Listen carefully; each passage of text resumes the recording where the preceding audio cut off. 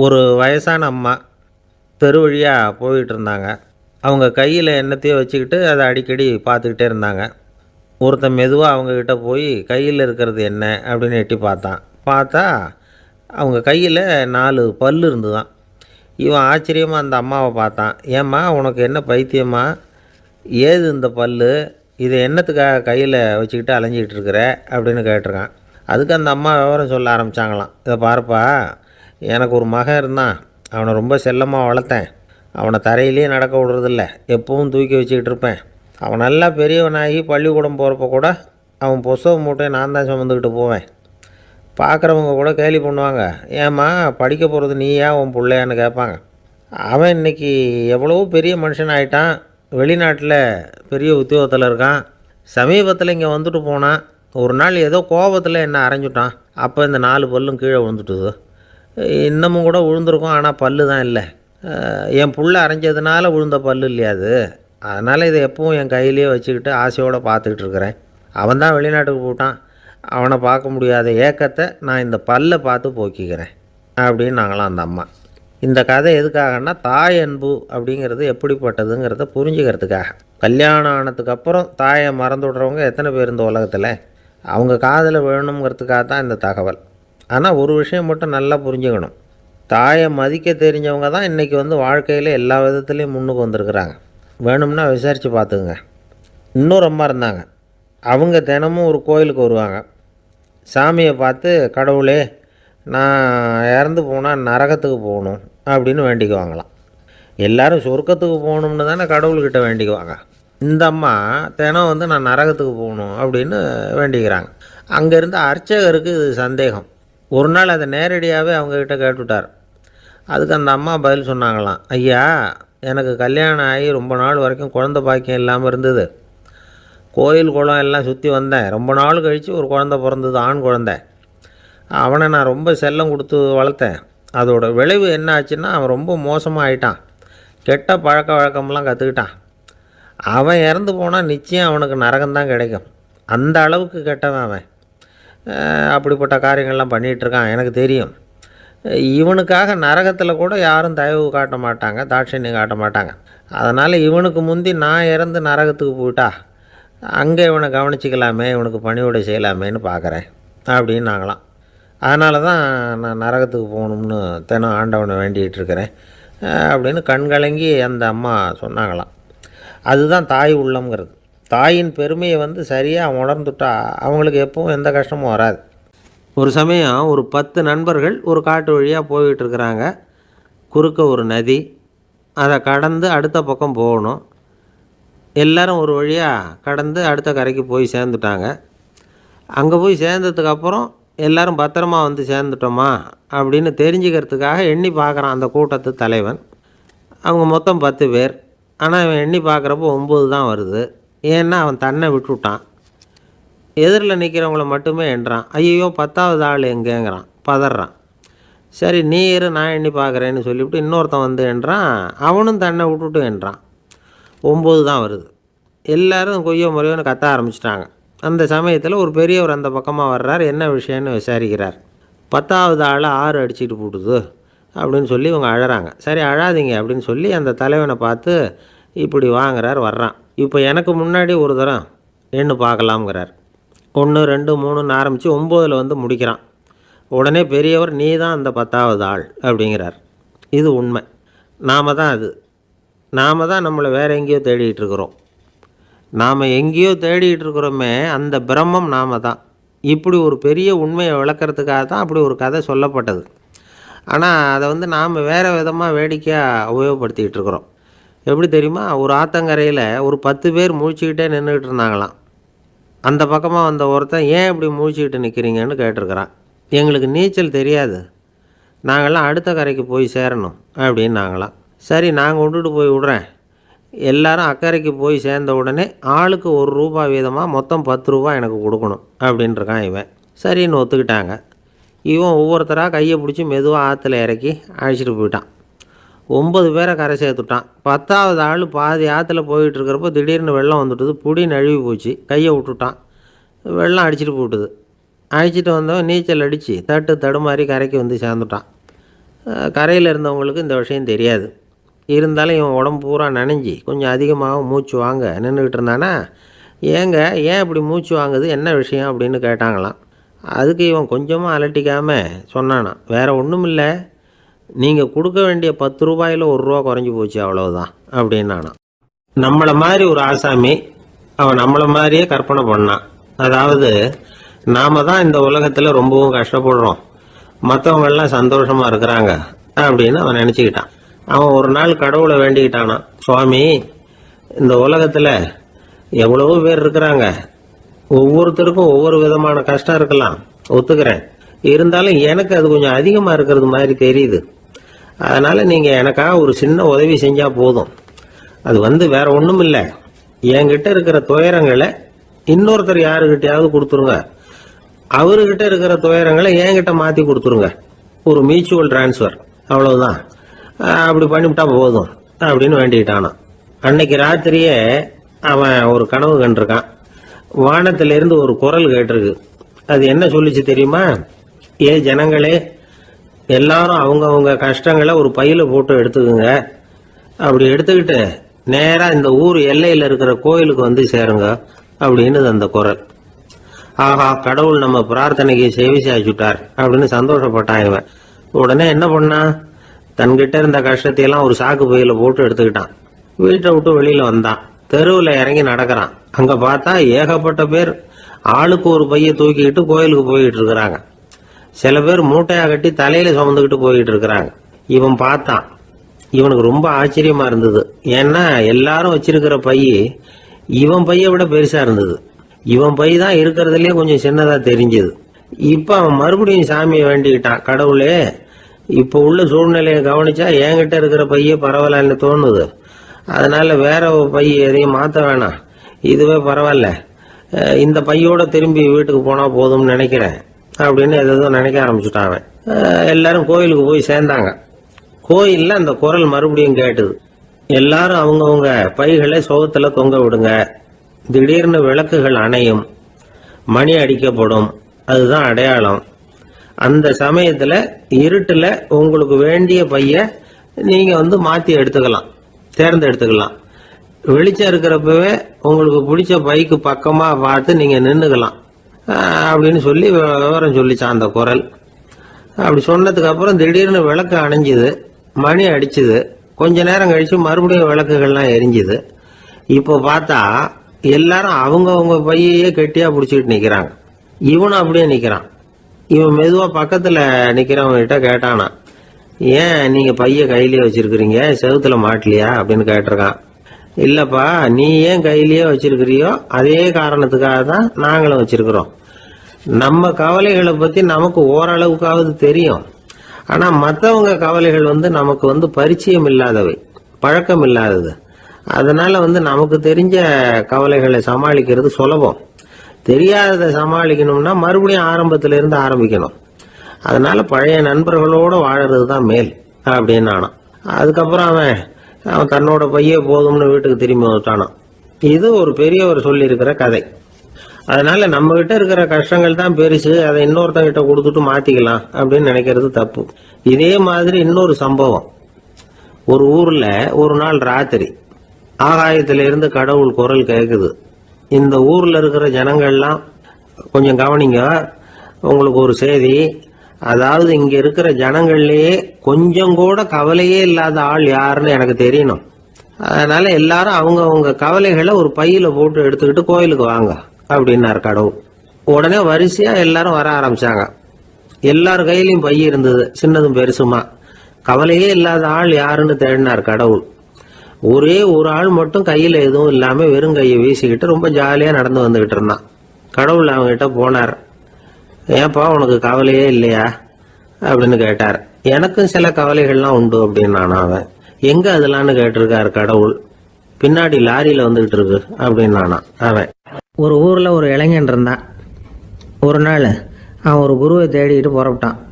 ஊரை விட்டு வெளியில போனான். போகிற வழியில ஒரு காடு. அந்த காட்டில் ஒரு மரத்தடியில் ஒரு பெரியவர் உட்காந்துருக்கிறார். அமைதியாக மௌனமாக அவர் அமர்ந்திருக்கிறார். இந்த பெரியவரை விசாரிக்கலாம், குருவை தேடி கண்டுபிடிக்கிறதுக்கு இவர் ஏதாவது ஒரு வழி சொல்லி கொடுப்பார் அப்படின்னு நினச்சிக்கிட்டு அவர் நெருங்கினான். ஐயா, எனக்கு ஒரு குரு தேவை, எங்கே கிடைப்பார்?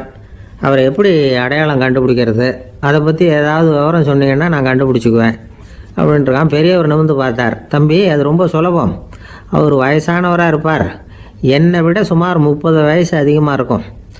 அவர் ஒரு மரத்தடியில் தான் உட்காந்துருப்பார் அப்படின்ட்டுருக்கான். சரிங்க பெரியவரே, அது என்ன மாதிரியான மரம், எப்படி இருக்கும் அப்படின்னு கேட்டிருக்கான். பெரியவர் அந்த விவரங்களையும் சொல்லியிருக்கிறாரு.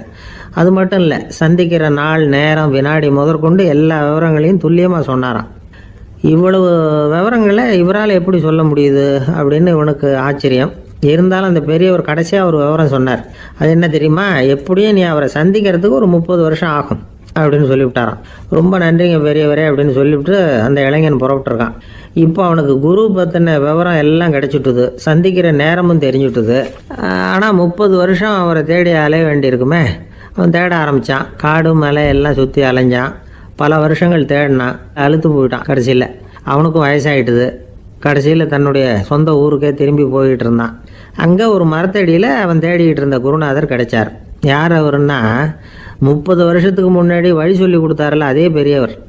அவருக்கு இப்போ 30 வயசு அதிகமாக இருந்தது. அதே மரம், அன்னைக்கு பெரியவர் சொன்ன அடையாளம் இப்போ பொருத்தமாக இருந்தது. இப்போ அந்த பெரியவர் சொன்னார், சரியாக வந்து சேர்ந்துட்டேன், வா, உனக்காக தான் நான் இவ்வளவு காலமும் காத்துக்கிட்டு இருந்தேன் அப்படின்னாரான். என்ன சொல்கிறீங்கன்றிருக்கான். 30 வருஷத்துக்கு முன்னாடி என்கிட்ட வந்தியே, அப்போவே என் காலம் வந்து முடிஞ்சு போயிருந்தது. அப்போவே என்ன உனக்கு அடையாளம் தெரியல, அதனால் இவ்வளவு காலம் உனக்காக காத்துட்டு இருக்கும்படி ஆகிட்டுது அப்படின்னாராம். ஐயா, அப்போவே நீங்கள் சொல்லியிருக்கலாமே, இதுதான் 30 வருஷம் கழித்து நீ சந்திக்க போகிற இடம், நான் தான் உன்னுடைய குரு அப்படின்னு சொல்லியிருக்கலாமே அப்படின்ட்டுருக்கான். அந்த பெரியவர் சிரிச்சுக்கிட்டே இதுக்கு பதில் சொன்னாராம். நான் எவ்வளவோ விவரமாக தான் சொன்னேன், நீ சரியாக புரிஞ்சிக்கல. காரணம், அப்போ நீ போதுமான அளவுக்கு பக்குவம் பெற்றிருக்கவில்லை, அதனால் புரியும் சக்தி இல்லாமல் போயிட்டுது. அப்போ 30 ஆண்டு காலம் நீ அலைஞ்சு தெரிஞ்சிருக்கிற, அது காரணமாக இப்போ உனக்கு அந்த பக்குவம் வந்துட்டுது.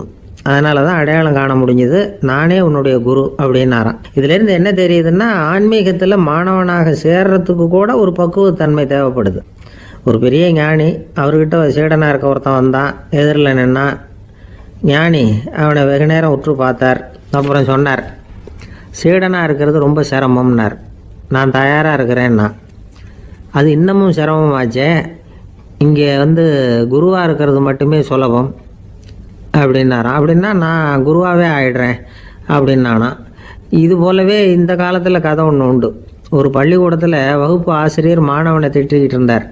டேய், நீ 100க்கு 10 மார்க்கு தான் வாங்கிக்கிட்டு இருக்க, இவ்வளவு மோசமாக நீ படித்தா கடைசியில் மாடு மேய்க்கிறது கூட லாய்க்கு இல்லாதவனா ஆகிடுவேன், அதுக்கப்புறம் என்ன செய்ய போகிறேன் அப்படின்னாராம். பையன் தலையை சொரிஞ்சிக்கிட்டே சொன்னானா, சார் அப்படின்னா ஒன்று செய்கிறேன் அப்படின்னானா. இவர் கேட்டிருக்கார், என்ன செய்ய போகிறேன்னு. வேறு என்ன சார், உங்களை மாதிரி ஒரு ஆசிரியர் ஆகிடுறேன் அப்படின்னானா. வாழ்க்கையில் சில சந்தர்ப்பங்களில் நாம் வந்து சில அவமானங்களை சந்திச்சே தீர வேண்டியிருக்கு. என்ன பண்ணுறது, காலம் அப்படி. அவமானப்படுறவங்க உடனே அடங்கி போய்டுறது தான் உலக வழக்கம். அவமானப்பட்டால் உடனே சீறி எழறவங்களும் உண்டு. ஆனால் அதையே ஒரு சவாலாக எடுத்துக்கிட்டு முன்னுக்கு வர்றவங்களும் சில பேர் இருக்கிறாங்க. அவங்க ரொம்ப அபூர்வம். இன்றைக்கி மனோதத்துவ நிபுணர்கள்லாம் என்ன சொல்கிறாங்க தெரியுமா?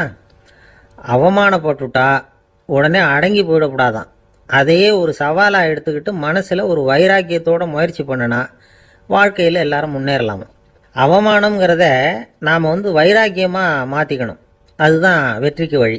ராமர் வந்து இந்த பூமியில் பிறந்ததே ஒரு வைராக்கியத்தினால தான் சார் அப்படின்னார் ஒருத்தர். எப்படிங்க அது அப்படின்னு கேட்டேன். அவர் சொன்னார், தசரதருக்கு ராமர் வந்து குழந்தையாக வந்து பிறக்கணும், அப்போ தான் இங்கே இருக்கிற கஷ்டங்கள்லாம் நீங்கும் அப்படின்னு சர்வ லோகமும் எதிர்பார்த்துக்கிட்டு இருக்குது. ஆனால் அவர் எப்போ வந்து பிறப்பார் அப்படின்னு யாருக்கும் தெரியல. அந்த காரியம் சீக்கிரம் நடக்கணுமே, அதுக்கு என்ன பண்ணுறது? நாரதர் வந்தார் ஒரு நாள் தசரதரை தேடி. தசரதா, உனக்கு ஒரு செய்தி தெரியுமான்னு ஆரம்பித்தார். அவர் எப்பவும் இப்படித்தானே ஆரம்பிக்கிறது வழக்கம். என்ன விஷயம்னு கேட்டார் தசரதர். தசரதா, நீ அடிக்கடி உன்னோட தேரில் ஏறிக்கிட்டு தேவலோகத்துக்கு போகிற, அங்கே போகிற வர்ற எல்லாம் பண்ணிகிட்ருக்க, எல்லாம் சரி. தேவலோகத்துலேயும் உன்னை நல்லபடியாக தான் வரவேற்கிறாங்க. தேவேந்திரன் உன்னை பிரியமாக அழைச்சிட்டு போய் தன்னுடைய அரியாசனத்திலேயே தனக்கு பக்கத்திலேயே உட்கார வைக்கிறான். நீ சந்தோஷமாக உட்காந்து பேசிவிட்டு வந்துடுற. ஆனால் நீ இங்கே வந்ததுக்கு அப்புறம் அங்கே என்ன நடக்குது தெரியுமா உனக்கு அப்படின்னாரான் நாரதர். என்ன நடக்குது எனக்கு ஒன்றும் தெரியலையே அப்படின்னாரான் தசரதர். நாரதர்கிட்ட வந்து கிட்டத்தில் வந்து கேட்டிருக்கார், கொஞ்சம் சொல்லுங்கள் என்னது அப்படின்னு. அவர் ஒரு நெருங்கி வந்தாராம் நாரதரும். மெதுவாக அவர் காதோட காதாக சொன்னாராம். அதாவது நம்ம பாஷையில் சொல்லப்போனால் பற்ற வைக்கிறார். நீ அங்கே தேவேந்திரங்கிட்ட உட்காந்து பேசிவிட்டு வந்த பிறகு நீ அங்கே உட்காந்துருந்த அரியாசனத்தை தண்ணி ஊற்றி கழுவி சுத்தப்படுத்துகிறாங்க. நீ என்ன அந்த அளவுக்கு சுத்தம் இல்லாத ஆளா? தினம் குளிக்காமையாக இருக்கிற அப்படின்னாராம். தசரதருக்கு இது ரொம்ப அவமானமாக போயிட்டுது. அப்படியே செய்கிறாங்க அப்படின்னாராம். ஆமாம், நீ வேணும்னா நான் சொல்கிறது உண்மையா இல்லையா அப்படின்னு சோதனை பண்ணி பார்த்துக்கோ அப்படின்னாராம் நாரதர். உடனே தசரதர் இதுக்காகவே புறப்பட்டு தேவலோகம் போனார். அங்கே வழக்கம் போலவே இவரை கூப்பிட்டு உட்கார வச்சு பேசிக்கிட்டு இருந்தான் தேவேந்திரன். கொஞ்ச நேரம் பேசிக்கிட்டு இருந்துட்டு சரி நான் கிளம்புறேன்னு புறப்பட்டார்.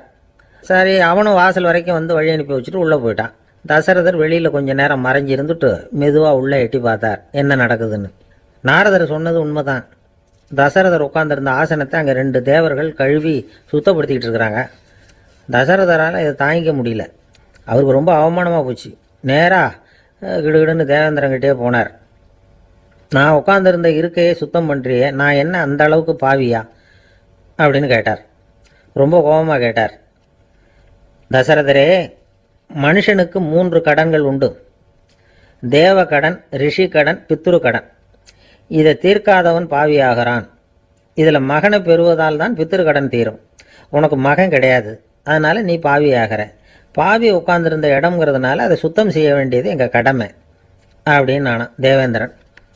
இந்த இடத்துல தசரதருக்கு ஏற்பட்ட அவமானம் ஒரு வைராக்கியமாக மாறிச்சு. தேவேந்திரனே கேட்டுக்கோ, ஒரு மகனை பெற்ற பிறகு தான் இந்த சபையில் மறுபடியும் அடி எடுத்து வைப்பேன் அப்படின்னு சொல்லிவிட்டு போயிட்டாரான். போய் புத்திர காமேஷ் யாகம் பண்ணார். புத்திரர்கள் பிறந்தார்கள். இந்த கதையில் உள்ள கருத்து என்னன்னா, தேவேந்திரன் தசரதரை அப்படி அவமானப்படுத்தலைன்னா அவருக்கு இப்படி ஒரு வைராக்கியம் பிறந்திருக்குமா? யோசிச்சு பார்க்கணும். நமக்கு ஏற்படுகிற சில அவமானங்களையும் வைராக்கியமாக மாற்றிக்குவோம். அப்படி மாற்றிக்கிட்டோம்னா வாழ்க்கையில் வந்து முன்னேறலாம். நம்ம ஆளுங்க சில பேர் அவமானத்தை வந்து வைராக்கியமாக மாற்றிக்கிறது எப்படி தெரியுமா?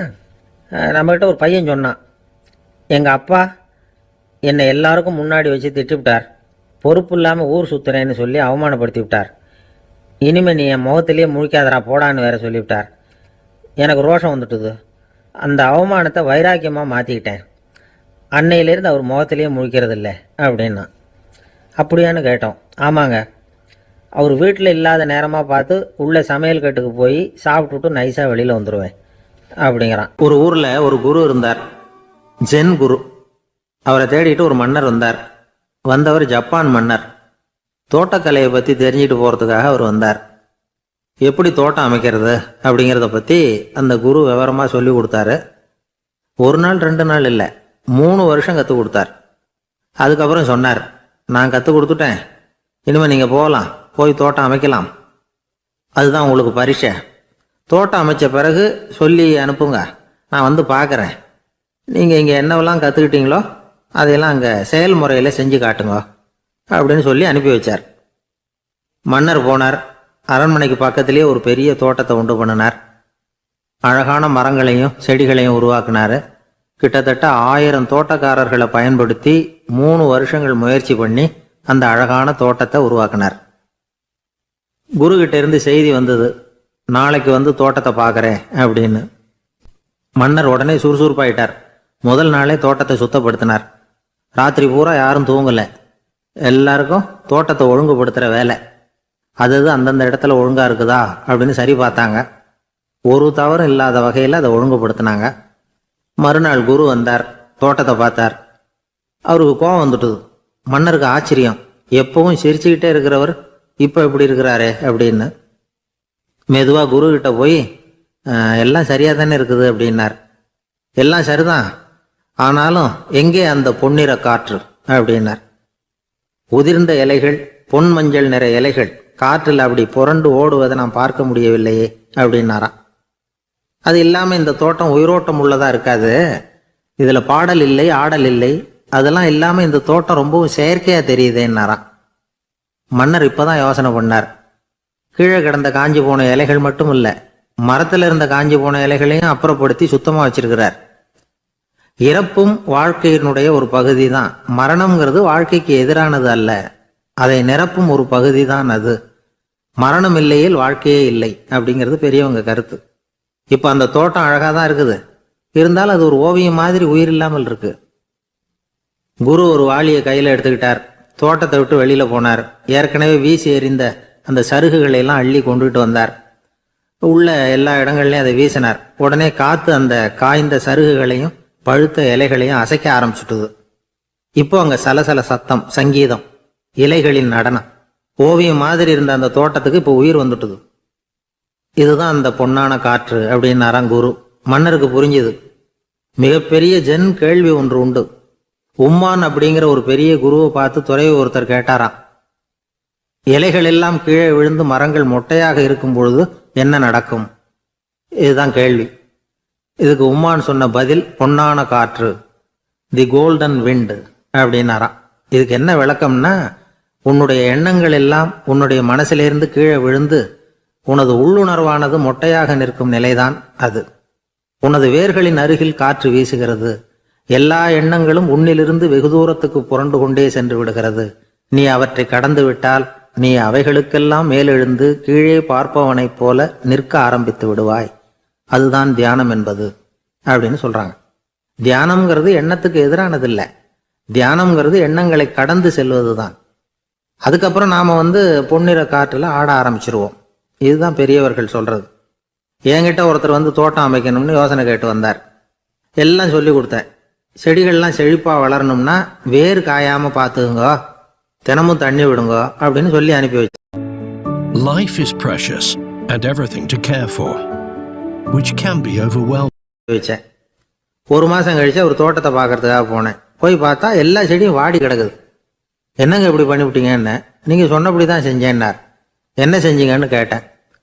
வேறு காயாமல் பார்த்துக்க சொன்னீங்க. தினமும் ஒரு தடவை எல்லா செடியையும் ஒவ்வொன்றா பிடுங்கி பார்த்து வேறு காயாமல் இருக்கா அப்படின்னு பார்த்துட்டு அதுக்கப்புறம் தண்ணி பாய்ச்சனே, அவ்வளவுதான் அப்படின்னார். துருக்மேனியாவில் அஷ்காபாத் அப்படின்னு ஒரு நகரத்தில் ஒரு புவியியல் விஞ்ஞானி இருந்தார். அவர் ஒரு நாய்க்குட்டி வளர்த்தார். ஒரு நாள் முன்னிரவு நேரம் ஒரு மேஜைக்கு முன்னாடி உட்காந்து அந்த விஞ்ஞானி ஏதோ கணக்கு போட்டுக்கிட்டு இருக்கிறார்.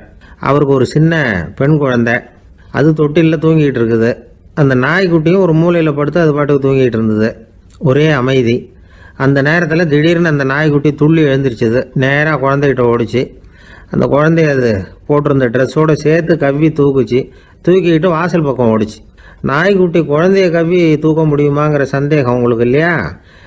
நீங்கள் நம்ம ஊர் நாய்க்குட்டியவே பார்த்து பழக்கப்பட்டிருக்கீங்க. அதனால் நம்புறதுக்கு சிரமமாக இருக்கும். அந்த ஊர்ல எல்லாம் அது ரொம்ப ஸ்ட்ராங்காக இருக்கும். ஒரு ஏதோ கண்ணுக்குட்டி மாதிரி இருக்கும். விஞ்ஞானி அதை பார்த்துட்டார். உடனே அந்த நாய்க்கு வெறி பிடிச்சிட்டுதுன்னு முடிவு பண்ணிட்டு தன்னோட கை துப்பாக்கி எடுத்துக்கிட்டு ஓடி வந்தார். அவர் வெளியில் நாய்க்குட்டி எங்கே அப்படின்னு பார்த்து தேடுறார். அந்த நேரத்தில் அந்த வீடு இடிஞ்சு விழுது. காரணம் பூமி அதிர்ச்சி. இப்படி பூமி அதிர்ச்சி உண்டாக போகுதுங்கிறது அந்த நாய்க்குட்டிக்கு முன்னாடியே தெரிஞ்சு போச்சு. அதுதான் குழந்தைய தூக்கிட்டு வெளியில் ஓடி வந்திருக்குது. அது மூலமாக அந்த குடும்பத்தையே காப்பாற்றிருக்குது அந்த நாய்க்குட்டி. இந்த சம்பவம் நடக்கிறதுக்கு 3 நாளைக்கு முன்னாடியே சில பிராணிகளுக்கு இப்படி நடக்க போகுதுங்கிறது தெரிஞ்சிருக்குதான். ஆமாம், அந்த நகரத்தில் 3 நாளைக்கு முன்னாடியே பாம்பு, பல்லி இதெல்லாம் அது தங்கியிருந்த வலையை விட்டு வெளியில் ஓடி வந்துட்டுது. அதே மாதிரி அங்கே இருந்த புறாவெல்லாம் பறந்து போயிடுச்சான். இதே மாதிரி யுகோஸ்லோவியாவில் கூட ஒரு நகரம், அங்கே ஒரு நாள் ராத்திரி ஒரு மிருக காட்சி சாலையில் திடீர்னு ஒரு பெரிய கலவரம், கூச்சல், குழப்பம். அங்கே இருந்த கழுதை, புலி, யானை, பறவை எல்லாம் கண்ணாபின்னான்னு கத்த ஆரம்பிச்சுட்டுது. நீர் யானை அதுக்குன்னு போட்டிருந்த தடுப்பையே தாண்டி குதிச்சு வெளியில் வந்துட்டு தான். மறுநாள் தான் எல்லாருக்கும் விஷயம் புரிஞ்சுது. அடுத்த நாள் காலையில் அங்கே பூமி அதிர்ச்சி உண்டாயிட்டுது. இப்போ பாருங்க, அதாவது மனுஷனை போய் தீர்க்க தரிசி அது இதுன்னு சொல்லிட்டு இருக்கிறோம். இவனை விட அது பரவாயில்லைன்னு தோணுது. அதாவது மிருகங்கள் ஒன்று நடக்க போகுதுங்கிறத முன்னாடியே புரிஞ்சுக்குதே. சரி, இதெல்லாம் எப்படி அது முன்கூட்டி புரிஞ்சுக்குது? அதுதான் படைப்பு ரகசியம். அதை கண்டுபிடிக்கிறதுக்கு தான் மனுஷன் ஆராய்ச்சி பண்ணிகிட்டு இருக்கிறான். விஞ்ஞானிகளோட ஆராய்ச்சியெல்லாம் ஒரு பக்கம் இருக்கட்டும், வீட்டுக்குள்ளேயே சில ஆராய்ச்சி பண்ணி பாருங்களேன். இப்போ சில யோசனை சொல்லி அதை சோதனை பண்ணி பாருங்க அப்படின்னு ஒருத்தர் சொன்னாராம். அதாவது இப்போ மழை வருமா வராதா அப்படின்னு தெரிஞ்சுக்கணுமா, உடனே ஒரு பூனைக்குட்டி பின்னாடியே மெதுவாக போய் அது என்ன செய்யுதுன்னு கவனித்து பார்க்கணும். பூனைக்குட்டி தன்னோட பாதத்தினால சுகத்தில் அப்படி கீறிக்கிட்டு இருக்கும். அப்படி கீறினா கண்டிப்பாக மழை வரும். சில சமயம் பூனைக்குட்டி அப்படி மல்லாந்து படுத்துக்கிட்டு பாதத்தை உயர தூக்கும், அப்படியும் புரளும். இப்படி செஞ்சதுன்னா அன்னைக்கும் மழை இருக்காது. அதனால் முன்னாடி இருந்தது மழை வர்றதுக்கு அறிகுறி, இது மழை இல்லைங்கிறதுக்கு அறிகுறி. பறவைகள், பிராணிகள் இதுகளோட நடவடிக்கைகளை பார்த்துட்டு அதையெல்லாம் அடிப்படையாக வச்சு தான் காலநிலையை கண்டுபிடிக்கிற கருவிகளை கண்டுபிடிச்சிருக்கிறாங்க. வாத்து இருக்குல்ல, சில சமயம் தன்னோட அழகை தன்னோட இறகுகளில் அப்படியே புதைச்சிக்கும். அப்படி செஞ்சால் குளிர்காலம் வரப்போகுதுன்னு அர்த்தம். பருவநிலை குளிராக மாறப்போகுதுங்கிறதுக்கு இதுதான் அறிகுறி. சிட்டுக்குருவி இருக்குதுல்ல, அதெல்லாம் புழுதியில் உழுந்து புரளும், சிறகுகளை படபடன்னு அடிச்சுக்கும். அப்படி செஞ்சால் மழை வரப்போகுதுன்னு அர்த்தம். ஒன்று மட்டும் நாம் நல்லா தெரிஞ்சுக்கணும், இயற்கையின் சீற்றம்னு சொல்கிறோம் இல்லையா, இயற்கை ஏன் நம்ம மேலே கோவப்படுது? இயற்கையை நாம் அனுசரித்து போகிறதில்ல, அதனால் கோவப்படுது. காடுகளை அழிக்கப்படாது, விலங்குகளை கொல்லக்கூடாது, இயற்கை ஏற்படுத்தி வச்சிருக்கிற சமநிலையை கெடுக்கக்கூடாது. அதை புரிஞ்சுக்கிட்டு வாழ்ந்தோம்னா பூமியும் நடுங்காது, நாமளும் நடுங்க வேண்டிய அவசியம் இருக்காது. ஒரு பல்கலைக்கழகம், அங்கே ஒரு இலக்கிய பேராசிரியர், அவர் பாடம் நடத்திக்கிட்டு இருந்தார். ராபர்ட் ப்ரௌனிங் எழுதிய கவிதைகளை பற்றி சொல்லிகிட்டு இருக்கிறார். மாணவர்களும் ரொம்ப அக்கறையாக அதை கேட்டுக்கிட்டு இருக்கிறாங்க. ஒரு குறிப்பிட்ட கவிதையை பற்றி சொல்லும் பொழுது அந்த பேராசிரியருக்கே ஒரு சந்தேகம். அதாவது அந்த கவிதையின் சரியான அர்த்தம் என்னங்கிறதுல சந்தேகம். பேராசிரியர் யோசனை பண்ணார். அந்த கவிதையை முழுசாக புரிஞ்சிக்க முடியல. அதனால் மாணவர்களை பார்த்து சொன்னார், மாணவர்களே, ஒரு நாள் பொறுத்துங்க, இந்த கவிதையை எழுதின கவிஞர் எங்கள் வீட்டுக்கு பக்கத்தில் தான் இருக்கிறார். இன்னைக்கு சாயந்தரம் நான் அவரை நேரிலேயே போய் பார்க்குறேன், பார்த்து இதுக்கு என்னங்க அர்த்தம்னு கேட்டுட்டு வந்துடுறேன், அதுக்கப்புறம் உங்ககிட்ட சொல்கிறேன் அப்படின்னாராம். அன்னைக்கு சாயந்தரமே அந்த பேராசிரியர் கவிஞரை தேடிக்கிட்டு போயிட்டார். கவிஞர் அவங்க வீட்டில் அவர் பாட்டு உட்காந்துருந்தாராம். இவர் போய் அவர் முன்னாடி உட்காந்தார். அப்புறம் கேட்டார், ஐயா, அந்த கவிதையின் முழு பொருள் என்னன்னு தெரிஞ்சுட்டு போகிறதுக்காக வந்திருக்கிறேன் அப்படின்னாராம். எந்த கவிதை அப்படின்னாராம் அவர். இவர் அந்த கவிதையை சொல்லியிருக்கார். கவிஞர் கொஞ்சம் யோசனை பண்ணிவிட்டு அப்புறம் சொன்னாராம், பேராசிரியரே, நான் சொல்கிறது உங்களுக்கு புரியலன்னு நினைக்கிறேன். நான் இந்த வரிகளை எழுதினப்போ 2 பேருக்கு அதோட அர்த்தம் தெரிஞ்சிருந்தது. அந்த 2 பேர் யாருன்னா, ஒருத்தர் ராபர்ட் ப்ரௌனிங், அதாவது நான், இன்னொருத்தர் கடவுள். இப்போ அது கடவுளுக்கு மட்டும்தான் தெரியும். நானே இதை பற்றி பல தடவை யோசனை பண்ணி பார்த்தேன். இது ரொம்ப அழகானது, ஆனாலும் ரொம்ப வழுக்கலானது. அதை பிடிச்சிட்டோம்னு நினச்சிக்கிட்டு இருக்கும் பொழுதே காற்று மாதிரி அது உங்ககிட்ட இருந்து ஓடி போயிடுது. எனக்கு ரொம்பவும் வருத்தமாக தான் இருக்குது. நிச்சயமாக நான் தான் இந்த வரிகளை எழுதியிருக்கிறேன். அதில் அர்த்தம் இருக்குங்கிறது எனக்கு தெரியும், அதை நான் உணர்றேன். ஆனால் நீங்கள் என்னை மன்னிக்கணும், எனக்கே கூட அதை என்னால் விளக்க முடியல. அப்படி இருக்கும் பொழுது உங்களுக்கு எப்படி அதை நான் விளக்க முடியும் அப்படின்னாரா அந்த கவிஞர். அனுபவிக்கப்படக்கூடிய எல்லாமே விளக்கப்படக்கூடிய ஒன்றல்ல, விளக்கப்படும் எல்லாமே அனுபவிக்கப்படக்கூடிய ஒன்றல்ல அப்படிங்கிறது ஞானிகளுடைய கருத்து. அதுக்காக தான் அந்த சம்பவம். வாழ்க்கையில் நீங்கள் தொடர்ந்து ஆய்வு செய்து கொண்டே இருக்கக்கூடிய விளக்கங்களை ஒருபோதும் அடைய முடியாத பரிமாணங்கள் இருக்கிறதுனால தான் அது அலுப்பு தட்டாமல் இருக்குது. உங்களால் நிறைய அனுபவிக்க முடியும், இருந்தாலும் நீங்கள் அனுபவித்து அறிந்த விஷயங்கள் கூட வார்த்தைகளால் விளக்கப்பட முடிவதில்லை அப்படிங்கிறது பெரிய ஒரு சிந்தனை. இதெல்லாம் ஒரு பக்கம் இருக்கட்டும். நமக்கு தெரிஞ்ச பேராசிரியர் ஒருத்தர் 1 மணி நேரம் ரொம்ப விவரமாக வகுப்பு எடுத்தார். கடைசியாக சொன்னார், மாணவர்களே, ரொம்பவும் எளிமையாக விளக்கமாக எல்லா விவரமும் சொல்லியிருக்கிறேன். அதனால் இதில் உங்களுக்கு சந்தேகம் வர்றதுக்கு வாய்ப்பே இல்லை. இருந்தாலும் கேட்க வேண்டிய கடமை கேட்குறேன். இது வரைக்கும் நடத்தினதில் யாருக்காவது ஏதாவது சந்தேகம் உண்டா அப்படின்னு கேட்டாராம். எனக்கு ஒரே ஒரு சந்தேகம்தான் சார் அப்படின்னு எழுந்திரிச்சு நிற்கிறான் ஒருத்தன். என்னன்னு கேட்டாராம். இது வரைக்கும் நீங்கள் என்ன பாடம் சார் நடத்துனீங்க அப்படின்னானா அவன். ஒருத்தர் ரொம்ப அவசரமாக போயிட்டு இருந்தார். எங்கே சார் போகிறீங்கன்னு கேட்டோம். எனக்கு வேண்டியப்பட்ட ஒருத்தருக்கு குழந்தை பிறந்திருக்கிறதாக செய்தி வந்திருக்கு, அதுதான் ஆஸ்பத்திரிக்கு போயிட்டுருக்கேன், பார்த்துட்டு வரலாம்னு அப்படின்னார். அப்படின்னா கொஞ்சம் இப்படி உட்காருங்க அப்படின்னோம். சில விவரமெல்லாம் சொல்கிறேன், கேட்டுக்கிட்டு போங்க அப்படின்னோம். உட்காந்தார். அப்புறம் சொல்ல ஆரம்பித்தோம். புதுசாக பிறந்திருக்கிற ஒரு குழந்தைய பார்க்க போகிறதுன்னா அது சாதாரண விஷயம் இல்லை. அதில் ரொம்பவும் கவனமாக நடந்துக்கணும். புது குழந்தைக்கு நோய் சுலபமாக தொற்றும். முக்கியமாக காற்று மூலமாக பரவுகிற நோய்கள் சுலபமாக வந்துடும். அதனால் நமக்கு உடம்பு சரியில்லைன்னா குழந்தைய விட்டு கொஞ்சம் தள்ளியே இருக்கிறது தான் நல்லது. பெரியவங்களை பொறுத்த வரைக்கும் சாதாரணமாக உள்ள ஒரு கிருமி கூட குழந்தைய பொறுத்த வரைக்கும் ரொம்ப மோசமான ஒரு கிருமியாக இருக்கும். சில வெளிநாடுகளில் எப்படி தெரியுமா, பிறந்த குழந்தை தூங்கிக்கிட்டு இருக்கிற ஒரு ரூமுக்கு போகணும்னா போகிறவங்க முகமூடி போட்டுக்கணும், காலணிகளை மாற்றிக்கணும், அவ்வளவு சுத்தமாக உள்ளே போய் பார்த்துட்டு வரணும். பொதுவாக சில ஆஸ்பத்திரிகளில் பார்த்தீங்கன்னா பார்வையாளர்கள் நேரத்தில் விசிட்டிங் ஹவர்ஸ் தாயை விட்டு குழந்தைய தனியாக பிரித்து வச்சுருவாங்க. எதுக்குன்னு நினைக்கிறீங்க? அந்த நேரம் பல பேர் வருவாங்க போவாங்க, அவங்க கை கால் சுத்தமாக இருக்காது. சுத்தம் இல்லாத கைகள் மூலமாக கிருமிகள் பரவும். சுத்தம் இல்லாத கைன்னா மண்ணு தூசி படிஞ்சிருக்கிற கை மட்டும் தான் அர்த்தம் இல்லை. சாலையில் கையை வீசிக்கிட்டு நடந்து வர்றீங்க, குழந்தைய பொறுத்த வரைக்கும் அது கூட சுத்தம் இல்லாத கை தான். தாயை தவிர மற்றவங்க குழந்தைய தூக்காமல் பார்த்துக்கிறது நல்லது. தாய் கூட அளவோட கொஞ்சிறதோட நிறுத்திக்கணும். புதுசாக ஒரு குழந்தைய பெற்றிருக்கிற பொண்ணுக்கிட்ட மற்ற தாய்மார்கள் ஏதாவது சொல்லிக்கிட்டே இருப்பாங்க. குழந்தைய அப்படி வளர்க்கணும் இப்படி வளர்க்கணும் அப்படின்னு ஏதாவது அட்வைஸ் பண்ணிக்கிட்டே இருப்பாங்க. இப்படி ஓவராக அறிவுரை பண்ணுறது அந்த பொண்ணை குழப்பி விட்டுரும். அதனால் அப்படிலாம் பண்ணக்கூடாது. அந்த பெண்ணே ஏதாவது கேட்டால் கூட டாக்டர் சொல்ல வேண்டிய விவரங்களை எல்லாம் நாமே சொல்லிக்கிட்டு இருக்கக்கூடாது. புதுசாக பிறந்திருக்கிற குழந்தைய மட்டும்தான் இப்படி பார்க்கணும்னு இல்லை. ஒரு நோயாளி குழந்தைய பார்க்க போகிறதுனா கூட ரொம்ப எச்சரிக்கையாக தான் நடந்துக்கணும். ஒரு தின்பண்டமோ விளையாட்டு சாமானோ அந்த குழந்தைக்கு நாம் வாங்கிட்டு போகிறதா வச்சுக்குவோம். அதை நேராக கொண்டுகிட்டு போய் அந்த குழந்தைகிட்டே கொடுக்கக்கூடாது. அதோட அப்பா அம்மா கிட்ட ரகசியமாக கொடுக்கலாம். அவங்க முடிவு பண்ணட்டும் குழந்தைகிட்ட அதை கொடுக்கலாமா வேண்டாமாங்கிறத. அவங்களுக்கு தான் தெரியும் அதோட மனசும் உடம்பும். உங்கள் அக்கறையை காட்டுறதா நினச்சிக்கிட்டு குழந்தை வாயில் எதையும் கொண்டுட்டு போய் போடாதீங்க. போகிறப்போ உங்கள் வீட்டு குழந்தையும் அழைச்சிட்டு போகாதீங்க. இது நோயை வாங்கிட்டு வந்துடும், அல்லது புதுசாக ஒரு நோயை அதுக்கிட்ட கொடுத்துட்டு வந்துடும். என்னதான் உங்களுக்கு பழக்கமான குழந்தையா இருந்தால் கூட அதுக்கு விருப்பம் இல்லைன்னா பேசக்கூடாது. அங்கே போய் அவங்க பள்ளிக்கூடத்தை ஞாபகப்படுத்திகிட்டு இருக்கக்கூடாது. நோயில் இருக்கிறப்ப ஸ்கூலை பற்றி பேச அது விரும்பாது. ஆஸ்பத்திரியை விட்டு வெளியில் புறப்படுறப்போ குழந்தைகிட்ட சொல்லணும்னு அவசியம் இல்லை. அதோட அப்பா அம்மா கிட்ட சொல்லிவிட்டு புறப்பட்டா போதும். குழந்தை கோபிச்சிக்காது. சமூக சம்பிரதாயத்தை பற்றி அது கவலைப்படுறதில்லை. இப்படி எல்லா விவரமும் நம்ம எதிரில் உட்காந்துருந்தவங்க கிட்ட சொல்லி முடித்தோம். ரொம்ப நன்றி சார் அப்படின்னு சொல்லிவிட்டு அவர் புறப்பட்டார். குழந்தைங்க கொஞ்சம் வளர்கிற வரைக்கும் தான் நாம் எச்சரிக்கையாக இருக்கணும்னு இல்லை, வளர்ந்த பிறகு இன்னும் எச்சரிக்கையாக இருக்கணும்.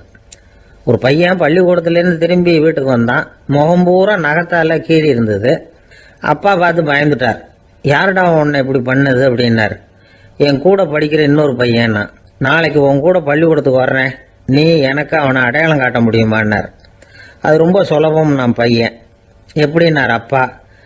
அவன் காதில் ஒன்றை கையோடு எடுத்துகிட்டு வந்திருக்கிறேன், இதோ என் பையில தான் வச்சுருக்கேன் அப்படிங்கிறான் அந்த பையன்.